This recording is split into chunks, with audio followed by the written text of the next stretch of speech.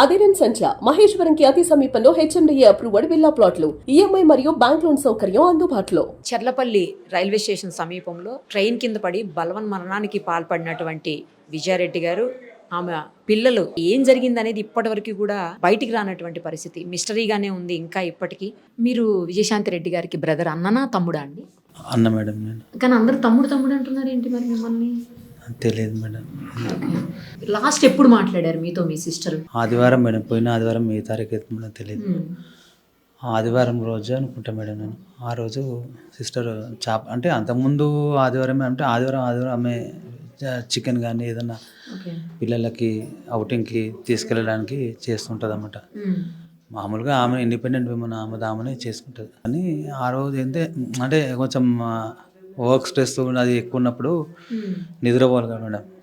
Saturday అంటే సండేనే వెళ్తుంది కాబట్టి ఆమె సాటర్డే ఫ్రీ కొంచెం రెస్ట్ తీసుకుంటే సండే ఆమె వెళ్తుంది. కొంచెం స్ట్రెస్ఫుల్గా ఉన్నప్పుడు నాకు చెప్తుంది. అయితే అంతకుముందు వీక్ ఉన్నప్పుడు అంతకుముందు వీక్ అడిగింది నన్ను, అన్నయ్య ఇట్లా రామ్నగర్కి వెళ్ళి ఫిషెస్ ఇస్తావా అంటే, నేను నాకు అక్కడ ఫీవర్ వచ్చింది మేడం ఫుల్. నేను నైట్ శనివారం ఓకే అని చెప్పాను. సండే మార్నింగ్ వచ్చేసరికి యాక్చువల్గా 5కి వెళ్ళిపోవాలి రామ్నగర్ గుడికి, ఎందుకంటే 7:30 వరకు ఇక్కడ ఉండాలి. ఆమె కుక్ చేసి 12కి అట్లా లేకుంటే 3కి అట్లా తీసుకుని వెళ్తుంది. పిల్లలకి కుక్ చేసి తీసుకెళ్తాను మేడం అట్లా. అయితే ఆ రోజు నాకు ఫుల్ ఫీవర్ వచ్చింది. చూసుకునేసరికి టైం చూసుకునేసరికి 11 అయిపోయింది. ఈ పోయిన సండే కాకుండా అంతకుముందు పోయిన సండే మేడం అయిపోయింది. అయితే మళ్ళీ మెసేజ్ పెట్టిన, సారీ రా నేను ఇట్లా పోలేకపోయినా, నెక్స్ట్ సండే షూర్గా తీసుకెళ్తా అని అన్నా. దాని తర్వాత రెస్పాండ్ ఏం కాలేదు, ఎందుకంటే వెళ్ళలేదు కదా అని ఆమె కూడా ఓకే అనుకుని సరే అయిపోయింది. తర్వాత మళ్ళీ నేనే అన్నా, నెక్స్ట్ సాటర్డే నేను వెళ్దాం అనుకుంటున్నా, తీసుకొద్దాం అనుకుంటానంటే సరే అని ఆమె 3000 రూపీస్ కొట్టింది. 3000 రూపీస్ కొట్టింది. ఆమె ఎవరు అది చేద్దాం మామూలుగా కదా మేడం, ఇప్పుడు ఒక రోజు 2 రోజులు కాదు కదా. అయితే నేను వెళ్ళి కొరమీను తీసుకురమ్మన్నది. కొరమీను అంటే 8 kgs ఏమో తీసుకున్నా. అవి 3300 3400 అయింది. 3000 పట్టిన 400 కటింగ్ ఏమో అయింది. తీసుకున్నా. నేను వేరే ఫిష్ తీసుకున్నా. నేను ఒక 8 kgs 9 kgs తీసుకున్నా మేడం. తీసుకొని ఇంటి దగ్గర ఇచ్చేసి నేను వెళ్ళిపోయినా మేడం. నేను అదే రోజు లాస్ట్. ఆమెకు టైం ఉంటుంది మేడం, ఉంటే ఆమెనే ఇంటికి వస్తుంది.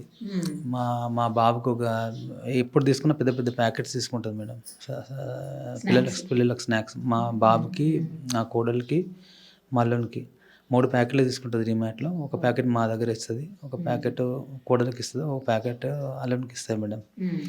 ఇది ఎప్పుడు జరిగేదే, మంత్లీ అన్నా ఎప్పుడన్నా ఇస్తుంది మేడం. ఇచ్చి వెళ్ళిపోతుంది మేడం. ఇంటికి వస్తుంది ఆమె, ఎందుకంటే ఆమెకు టైం ఉండదు. మండే టు ఫ్రైడే తెలిసిందే, ఆమె టీమ్ లీడ్ కాబట్టి 13 to 14 hours వర్క్ చేస్తుంది. మిగతా టైం నిద్ర ఉనికి సరిపోదు. సాటర్డే అందులోనే కలిసిపోతుంది, నిద్రలోనే అటు ఇటు సరిపోతుంది ఇంట్లో పనులు. సండే వెళ్ళిపోతుంది, చికెన్ తీసుకోవడము, కుక్ చేసుకోవడము, మళ్ళీ పిల్లల దగ్గరికి వెళ్ళిపోవడం. లేదు ఫ్రీగా ఉంది అనుకుంటే ఆమె ఇంటికి వచ్చి మమ్మల్ని కలిసి మాట్లాడుతుంటుంది మేడం. అది జరిగింది మేడం. అంతే. అంటే ముందు అది నా ఫ్రెండ్స్ సర్కిల్లో వాళ్ళు చెప్పింది ఏంటంటే, నీ మీద అట్లా అదే నీకే అంటే కదా లాస్ట్ కాల్ మాట్లాడిందన్న ఒకరు అన్నారు, ఇంకోటి అన్నారు. లేదా మేడం, అనడం మాత్రం మేడం, అనడం ఏదో ఎందులో వస్తుందంట, ఒకసారి రిఫర్ చేయన్నా, ఒకసారి చూడన్నా నిజమేనా అంటే, లేదా నాతో మాట్లాడితే సంతోషమే, నేనే కాపాడుకున్నట్టు. మాట్లాడలేదు చేయలేదనే కదా నా బాధ. అది జరిగింది మేడం. కానీ ఎందుకు పిల్లల్ని కూడా తీసుకెళ్ళి అట్లా చేయటం అని? ఎప్పుడన్నా ఏదన్నా ఆమె బాధ ఉన్నట్టు కానీ, లేకపోతే ఫీల్ అవుతున్నట్టు కానీ, ఏదన్నా అట్లా దుఃఖంలో ఉన్నట్టు కానీ, ఆందోళనగా ఉన్నట్టు కానీ ఎప్పుడన్నా మీకు అట్లా అనిపించేదా? అట్లా ఉంటే నా ప్రాణమే అడ్డు పెట్టి కాపాడుకుంటాను. చెల్లి అంటే నాకు చాలా ప్రాణం మేడం. అసలు ఇది ఎట్లా జరిగింది? ఇప్పుడు ఏదో మన కలలా ఉన్న నేను ఏదో అంటే మళ్ళీ లేస్తే అయిపోతుంది, కలలాగా మిగిలిపోతుందేమో అని కనడం తప్ప కానీ ఏం లేదు మేడం. పెళ్ళైందనే కానీ మా ఇంటి దగ్గర మేడం, అంటే బాబునైనా ఉండే వృత్తిపరంగా ఇక్కడ ఉండడు, సౌదీ. ఆయనకు 19-20 years ఉన్నప్పుడే, అంటే ఇక్కడ ఈ కరువు ప్రాంతం కాబట్టి ఇక్కడ అంతా 10th ఇంటర్మీడియట్ చదివి ఇంటి పెద్ద అయితే ఖచ్చితంగా వెళ్ళి ఇంటికి సపోర్ట్ చేయడం అనేది ఇక్కడ జరిగేది మేడం. అట్లా ఆయన ఇల్లు ఉన్నప్పుడు కాబట్టి ఇక్కడ వీళ్ళు కూడా సరే 2-3 ఉన్నారు కాబట్టి వీళ్ళకి కూడా 3 కొడుకులు కాబట్టి సరే ఎవరు చూడలేని సమయాల్లో మనం తీసుకొని వెళ్ళి అప్పుడు 3 years మా కోడలు ఏమున్నది మేడం, అల్లుడేమో 2 years అనుకుంటా మేడం. అప్పుడే తీసుకెళ్ళి మా ఇంటి దగ్గర పెట్టుకొని పెంచుకున్నాం మేడం. నేను నా చేతులారా నిర్ణయించిన మేడం. మమ్మీ మా చెల్లేమో ఆమె ఎడ్యుకేషన్ అని జాబ్ అని ఆమె బిజీ ఆమె ఉంటుంది, బావేమో అక్కడ ఉంటాడు. అసలు పెరిగింది నా చేతులల్లో, మా అమ్మ చేతుల మీద పెరిగారు మేడం. పిల్లలు నా అందరు తెలియని వాళ్ళ నాకు 2 కొడుకులు ఒక అమ్మాయి అనుకుంటారు మేడం. తెలిసిన వాళ్ళకే తెలుసు అల్లుడు కోడలు అని. అట్లా చిన్నప్పటి నుంచి పెంచుకొని హాస్పిటల్లో తీసుకుపోవడము చేయడము ఏదైనా మేమే చేసాం మేడం. పెంచుకొని ఇంత పిల్లలతో కూడా ఎప్పుడైనా నేను అనేది ఏంటంటే ఎగ్జామ్స్ కానీ ఏది కానీ వస్తుంటాయి ప్రాణం ముఖ్యమని 2 కూడా ఒట్లు వేయించుకునేటం మేడం నేను. ఎందుకంటే మా అమ్మను మీరు గుర్తుపెట్టుకోవాలి. మా అమ్మ రేపు ఏదైనా ఇంత మందులో ఏదో అడిగితే ఫోన్ చేసి తీసుకుని వచ్చేటట్టు ఉండాలి బిడ్డ, మీరు నాకు తోడుగా ఉండాలి బిడ్డ అని ఎప్పుడు. కానీ తల్లి పిలవగానే పిల్లలు కూడా అంత పెద్ద పిల్లలు, చిన్న పిల్లలు కూడా కాదు కదండి, అంత పెద్ద పిల్లలు అసలు ఎట్లా వెళ్ళారు వాళ్ళు కూడా? అంటే తల్లిని కాపాడుకోవాలి అనే దీని మీదనే వాళ్ళు ఉన్నారు మేడం. అంటే కొంచెం మా సిస్టర్ ఏంటంటే మా వర్క్ ప్రెషర్ అనుకోవాలన్నా లేకుంటే సరే పిల్లలు ఎదుగుతున్నారు. ఇప్పుడు మా కోడలు దగ్గర 18-19 years, రేపు ఇంజనీరింగ్ జాయిన్ చేయాలి. ఒక ఏదైనా ఇప్పుడు ఎట్లుంది మేడం, అంటే మామూలు మిడిల్ క్లాస్ మెంటాలిటీ ఉంటారు. రేపు సీటు కొనాలన్నా ఇది ఉంది అది ఉందని ఆలోచిస్తారు కదా మేడం. 10-20 లక్షలు 20 లక్షలు అట్లా ఇంజనీరింగ్కి అవుతుంది.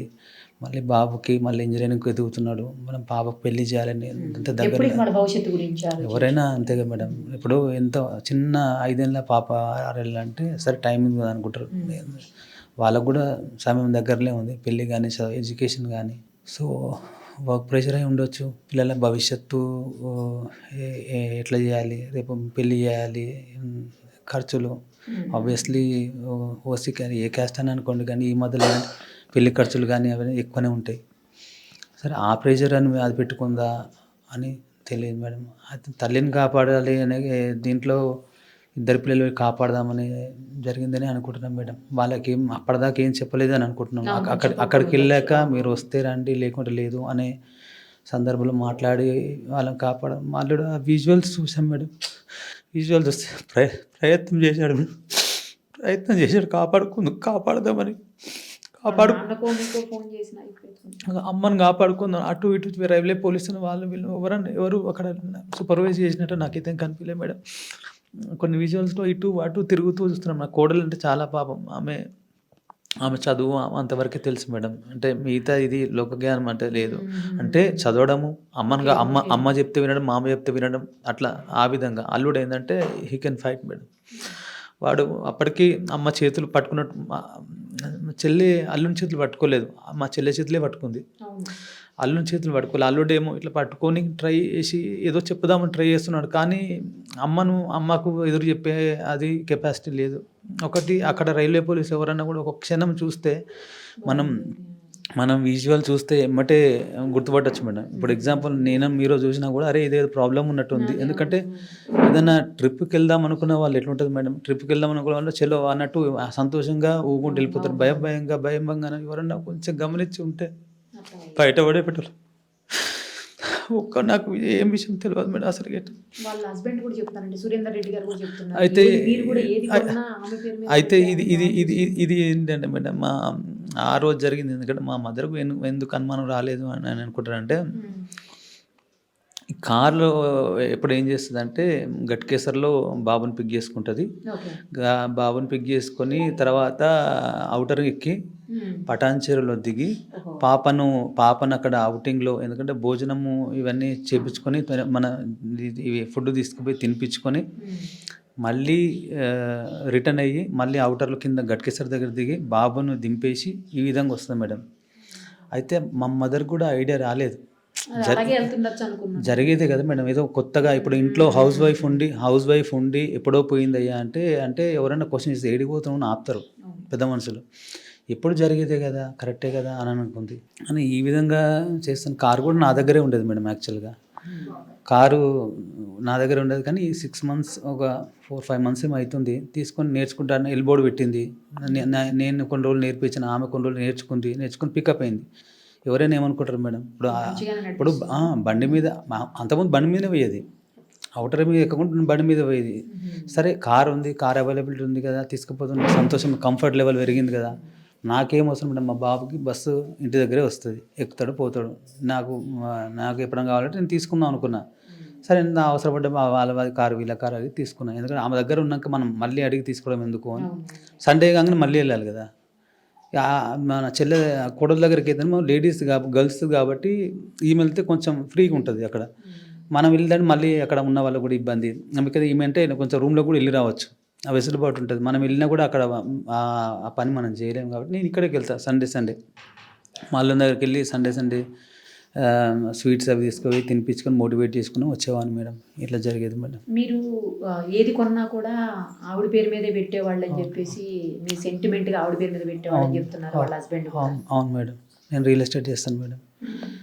చేస్తే ఏదైనా ప్రాపర్టీ ఉన్నా కూడా మా సిస్టర్ పేరు మీద పెడతాను మేడం. ఎందుకంటే మనకు ₹1 కలిసి వస్తుంది కానీ ఇక అందులో లాభం వచ్చిన ఆమె దగ్గర నుంచే మేడం.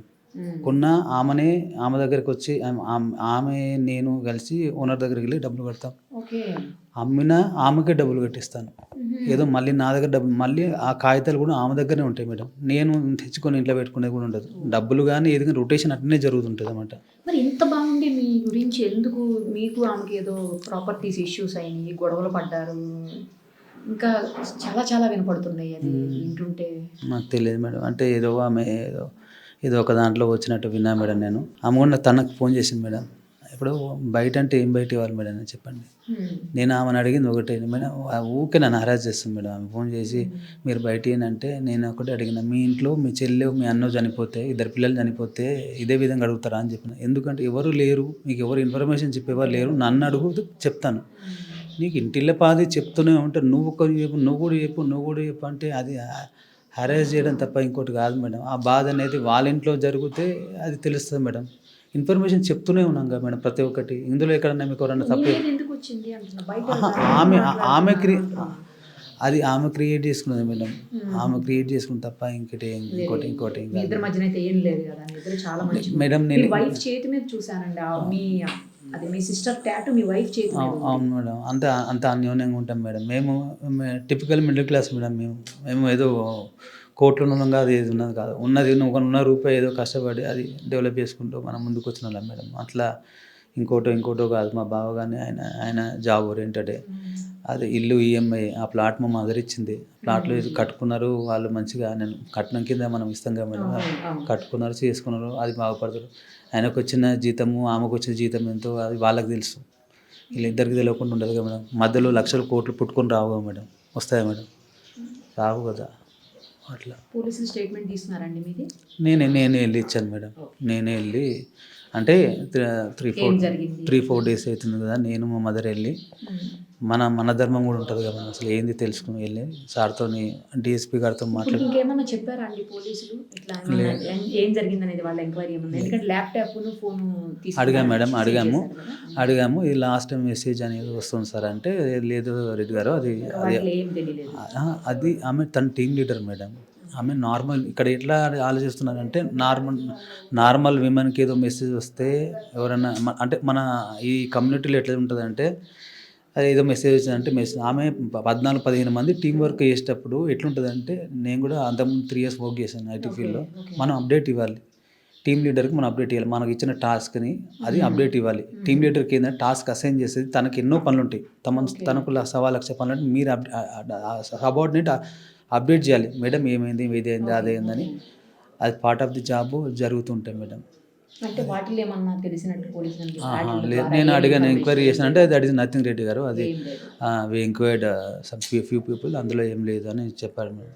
అది నేను అడిగాను మేడం. ఇంకెన్ని రోజులకు తెలుస్తుందో అసలు ఏంటనేది. అదే $100 క్వశ్చన్ లాగా మిగిలిపోయింది మేడం. అది చూస్తున్నాం మేడం, అది ఏం జరిగింది.